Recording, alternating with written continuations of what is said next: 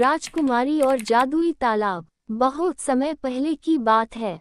हिमगिरी पर्वत की तलहटी में बसा एक सुंदर राज्य था, सुदर्शनपुर। वहां के राजा वीरेंद्र सिंह एक न्यायप्रिय, पराक्रमी और दूरदर्शी शासक थे। रानी मृणालिनी भी अत्यंत बुद्धिमान और दयालु थी।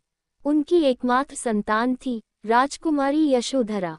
यशोधरा बाल्यकाल से ही अत्यंत सुंदर, बुद्धिमान और जिज्ञासु थी। वह सिर्फ रेशमी वस्त्र या आभूषणों में नहीं बल्कि पुस्तकों, प्रकृति और प्रजा से गहरे प्रेम में डूबी रहती थी।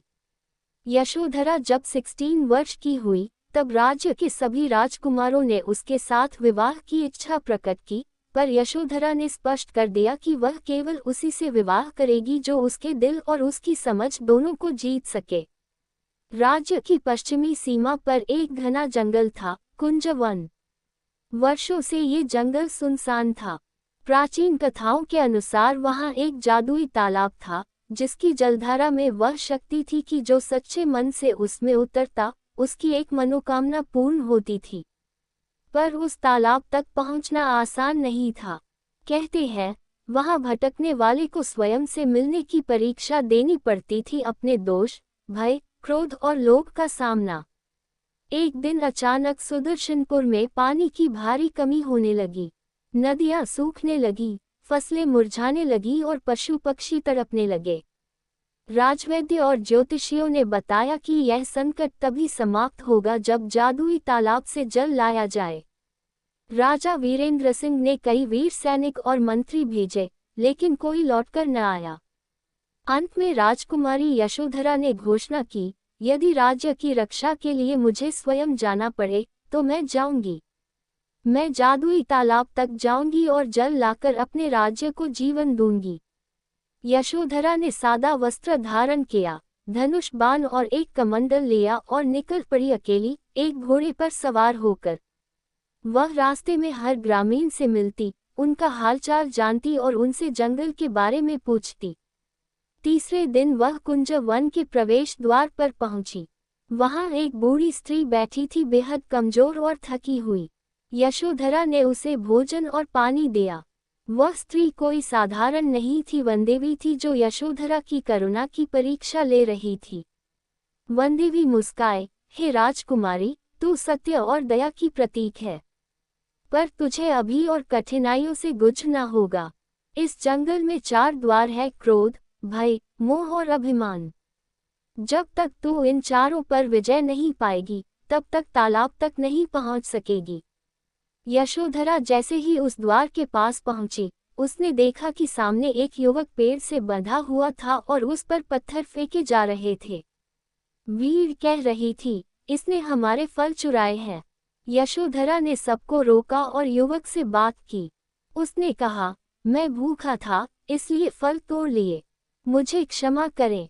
यशोधरा ने जनता को शांत किया और कहा, क्रोध से न्याय अंधा हो जाता है। पहले सत्य जानो, फिर न्याय करो। वीर शर्मिंदा हो गई और युवक को मुक्त कर दिया। यशोधरा ने पहला द्वार पार किया। दूसरे द्वार पर गहरा अंधकार था। चारों ओर डरावनी आवाजें, आभासी भूत और हड्डियों के ढेर। यह यशोधरा के मन का भय था। वह आंखें बंद करके ध्यानमग्न हो गई। मुझे किसी भी झूठे भय से डरने की आवश्यकता नहीं। मेरा उद्देश्य पवित्र है। धीरे धीरे अंधकार छटा, द्वार खुला। यहाँ यशोधरा को एक स्वप्नलोक दिखा। वह अपने माता पिता, महल, स्नेह और वैभव में लिपटी थी। एक स्वर आया, वापस चलो, यहाँ खतरे हैं। यशोधरा की आंखों में आंसू आ गए, पर उसने स्वयं को दृढ़ किया, मैं मोह में फंसकर अपने धर्म से विमुख नहीं हो सकती। और स्वप्न टूट गया। ये सबसे कठिन था। एक वृद्ध व्यक्ति ने यशोधरा से कहा, राजकुमारी, तुम श्रेष्ठ हो, तुम्हारी प्रशंसा चारों ओर फैली है। क्या कोई और ऐसा साहस कर सकता? कुछ क्षणों को यशोधरा के मन में गर्व की लहर आई, पर उसने तुरंत उत्तर दिया, ये कार्य मेरा नहीं, मेरा कर्तव्य है। यदि कोई भी सामान्य व्यक्ति होता, तो वही कर सकता था। अब यशोधरा तालाब के सामने थी, शांत, निर्मल, गहराई में झांकता हुआ। जैसे ही उसने पानी लेने के लिए कमंडल भरा, एक प्रकाश पुंज प्रकट हुआ। हे यशोधरा, तुम्हारी परीक्षा पूरी नहीं हुई। आखिरी प्रश्न एक इच्छा मांगो, पर याद रखना, केवल एक। यशोधरा थोड़ी देर मौन रही। उसने कहा, मैं चाहती हूँ कि मेरा राज्य सुखी, समृद्ध और जल से भरा हो। मैं नहीं चाहती अमरता, सौंदर्य या वैभव, बस मेरी प्रजा जीवित रहे। प्रकाश और तेज से तालाब झिलमिला उठा। एक आशीर्वाद की गूंज आई, तुम्हारा त्याग ही तुम्हारी विजय है। तालाब का जल अमृत हो गया। यशोधरा ने उसमें से जल भरा और लौटने लगी। राजमहल में यशोधरा के लौटने की सूचना मिलते ही पूरा राज्य खुशी से झूम उठा। जैसे ही उसने तालाब का जल नगर सरोवर में डाला, सूखे कुएं भर गए, नदियां बहने लगी, खेत हरियाले हो गए। राजा और रानी ने गर्व से अपनी बेटी को गले लगाया। यशोधरा के साहस और त्याग से प्रभावित होकर राजा ने घोषणा की, अब राज्य की उत्तराधिकारी यशोधरा होगी। जिस नारी में इतना ज्ञान, साहस और करुणा है, वही शासन की अधिकारी है। यशोधरा ने शासन संभाला, पर अपनी शक्ति को सेवा में लगाया। वह हर दिन जंगल की ओर जाती, तालाब को नमन करती और कहती, वास्तविक जादू दूसरों के लिए जीने में है। सच्चा बल त्याग में है, और सच्चा राज धर्म में। साहस और करुणा साथ हो, तो असंभव कार्य भी संभव हो जाते हैं। सच्चा नेतृत्व त्याग और सेवा से जन्म लेता है, अधिकार से नहीं।